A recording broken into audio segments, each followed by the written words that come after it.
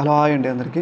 మనందరికీ తెలుసు కదా, రీసెంట్గా జానీ మాస్టర్ని హైదరాబాద్ పోలీసులు గోవాలో అరెస్ట్ చేశారు. గోవాలో అరెస్ట్ చేసి ఆయన్ని ఇన్వెస్టిగేషన్ కోసం హైదరాబాద్ తీసుకొచ్చారు. హైదరాబాద్ తీసుకొచ్చి కోర్టులో హాజరుపరిచారు. కోర్టులో ఆయనకి 14 రోజుల రిమాండ్ కూడా విధించింది. అయితే రిమాండ్ అంటే ఇన్వెస్టిగేషన్ అనమాట. ఇప్పుడు పోలీసులు ఆయన ఇన్వెస్టిగేషన్ చేస్తున్నారు. అంటే ఆ పిల్ల మీద ఎలా వేధించాడు, ఎందుకు వేధించాడు అని చెప్పేసి రకరకాల విషయాలు అయితే రాబడుతున్నారు.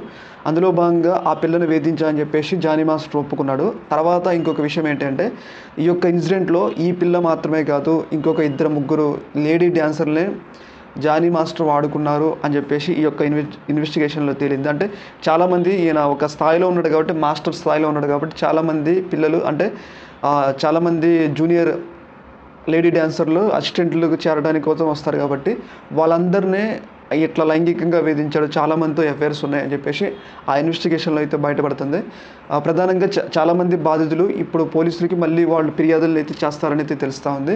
ఏదేమైనా కానీ ఒక డ్యాన్స్ మాస్టర్ స్థాయిలో ఉండి సమాజానికి బయటకేమో నీతులు చెప్తూ లోన ఇలాంటి పనులు చేసి చాలామంది అమ్మాయిల జీవితాలు ఆగం చేస్తున్నారు కాబట్టి జానీ మాస్టర్కి కఠినంగా శిక్ష పడాలని కూడా మనం కూడా కోరుకుందాం. దీని మీద మీ అభిప్రాయం తెలియజేయండి. ఓకే మరి, థ్యాంక్ యూ.